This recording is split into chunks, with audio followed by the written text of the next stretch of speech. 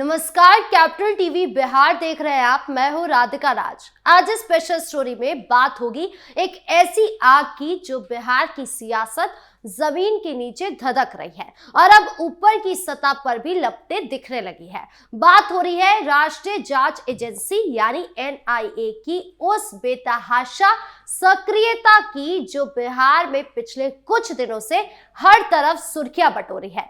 जब से नवंबर 2025 के विधानसभा चुनाव के नतीजे आए हैं और नीतीश कुमार ने 9वीं बार मुख्यमंत्री की कुर्सी संभाली है, तब से बिहार के नक्शे पर एक के बाद एक जिले एनआईए के रडार पर चमकने लगे हैं। पहले साल में मुश्किल से एक दो बार एनआईए का नाम सुनाई देता था, लेकिन आज हालात ये है कि हर हफ्ते कोई नया जिला, कोई नया गांव, कोई नया घर एनआईए की छापेमारी की खबरों में गूंज रहा है। सवाल सिर्फ इतना नहीं है कि एनआईए अचानक इतनी एक्टिव क्यों हो गई है। असली सवाल यह है कि क्या वाकई बिहार की मिट्टी के नीचे हवाला इतना बड़ा जाल बिछ चुका है? क्या जाली नोटों का कारोबार और आतंकी फंडिंग का नेटवर्क इतना गहरा हो चुका है कि अब उसे उखाड़ने के लिए केंद्र और राज्य को एक साथ कंधे से कंधा मिलाकर चलना पड़ रहा है? या फिर ये नई सरकार का साफ साफ संदेश है कि अब बिहार में अपराध और आतंक के खिलाफ जीरो टॉलरेंस की नीति होगी, चाहे सामने कोई भी कितना भी बड़ा नाम क्यों ना हो, चाहे मामला कितना भी पुराना हो, हर सूचना पर तुरंत एक्शन होगा बिना किसी राजनीतिक दबाव के। पिछले कुछ सालों में बिहार की जनता ने जंगल राज देखा है, अपराध के बोलबाले देखे हैं, हवाला, हत्यारे, माफिया के आतंक को भी झेला है। लेकिन 2025 के चुनाव में जनता ने जिस तरह नीतीश कुमार पर फिर भरोसा जताया, उसका एक ही मतलब था, बिहार अब बदलना चाहता है। और ये बदलाव की आंधी सबसे पहले दिख रही है एनआईए की इन लगातार कार्रवाइयों में। केंद्र के गृह मंत्रालय से लेकर पटना के सचिवालय तक एक ही मैसेज गूंज रहा है कि अब बिहार अपराध और आतंक का सुरक्षित ठिकाना नहीं रहेगा। नेपाल बॉर्डर हो या दुबई का हवाला रूट, जाली नोटों का कारोबारी हो या स्लीपर सेल का हैंडलर, सबकी अब खैर नहीं है। बताएंगे आपको कैसे दोहरी नागरिकता और फर्जी दस्तावेजों के जरिए देश की सुरक्षा से खिलवाड़ किया जा रहा था, और सबसे बड़ी बात, कैसे नई सरकार ने आते ही साफ कर दिया है कि अब बिहार में कानून की लाठी बहुत लंबी होने वाली है।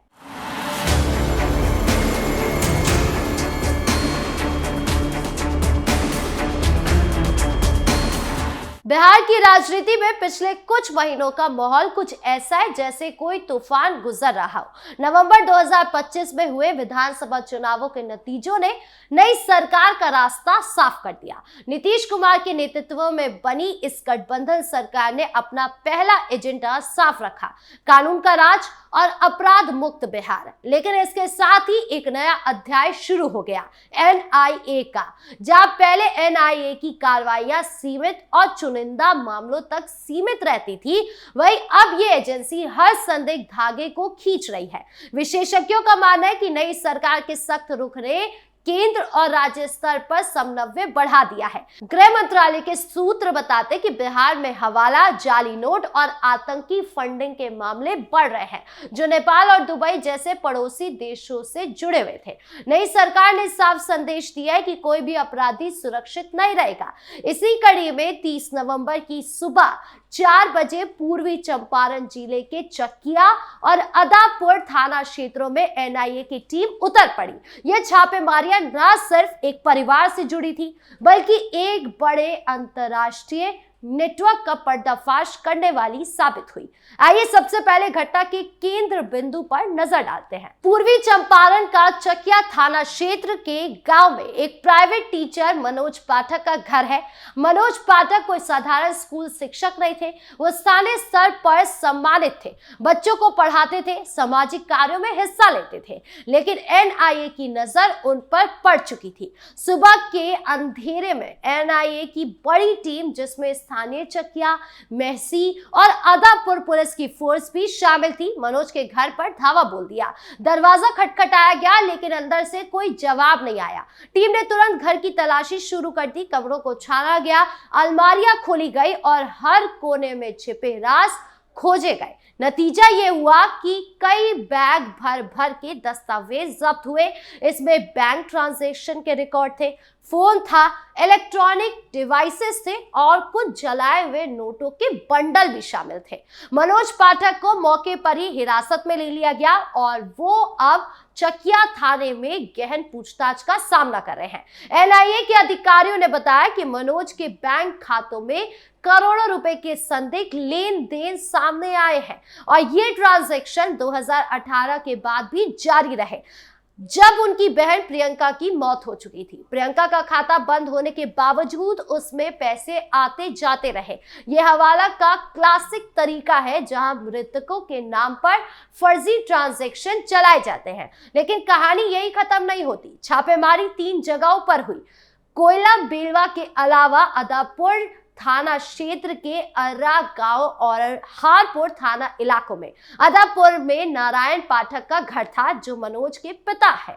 यहां भी वही कहानी दोहराई गई। दस्तावेज जब्त हुए और सवालों की बौछार हुई। लेकिन सबसे बड़ा मोड़ आया धीरोज तिवारी के नाम से। धीरोज जो नेपाल का नागरिक है लेकिन भारत में आधार और पैन कार्ड के साथ रहता है, दुबई में बिजनेस करता है। 2012 में उसकी शादी प्रियंका से हुई थी जो 2018 में दिल का दौरा पड़ने से चल बसी।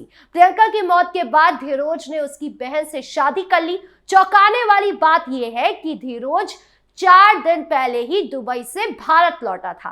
एनआईए को शक था कि वो संदिग्ध ट्रांजैक्शन को मैनेज करने आया था, जिसके बाद छापेमारी के दौरान उसे कोयला बेलवा से गिरफ्तार कर लिया गया।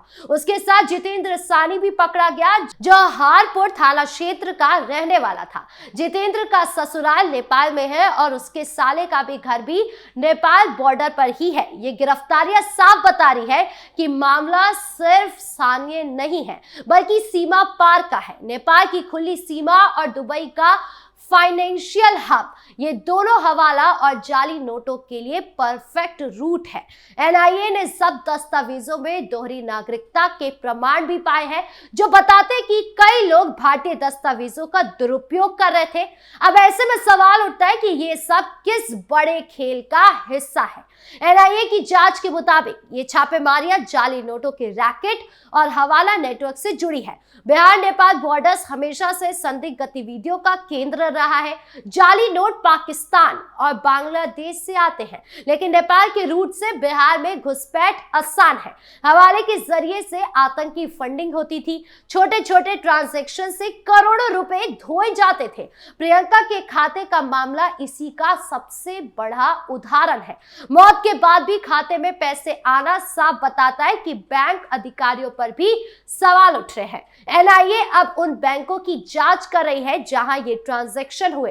विशेषज्ञ कहते हैं कि ये नेटवर्क आईएसआईएस जैसे संगठनों से जुड़े हो सकते हैं जो बिहार के गरीब इलाकों में घुसपैठ करते हैं। मनोज पाठक जैसे स्थानीय लोग कवर के तौर पर काम करते हैं, टीचर बनकर समाज में घुल मिल जाते हैं लेकिन पीछे से फंड ट्रांसफर मैनेज करते हैं। धीरोज तिवारी का दुबई कनेक्शन सबसे खतरनाक है। दुबई हवाला का ग्लोबल हब है जहां से मनी लॉन्ड्रिंग आसान है। एनआईए को शक है कि ये रैकेट 2024 के चुनावों के दौरान भी सक्रिय था जब नकली नोटों से वोट खरीदने की कोशिश हुई थी। गिरफ्तार लोगों से पूछताछ में कई और नाम उभर रहे हैं। नेपाल के कुछ व्यापारी भी शामिल हैं, दुबई के एजेंट है और बिहार के स्थानीय बिचौलिया भी शामिल है। अगर ये सिलसिला जारी रहा तो पूरे नेटवर्क का पर्दाफाश हो सकता है। नई सरकार के आने के बाद एनआईए की ये सक्रियता सहयोग नहीं है। नीतीश कुमार ने अपने पहले ही भाषण में कहा था कि बिहार में अब अपराध का अड्डा नहीं रहेगा। केंद्र सरकार ने भी एनआईए को स्पेशल पावर्स दिए थे। पिछले 3 महीनों में बिहार में एनआईए ने 12 से ज्यादा छापेमारियां की है।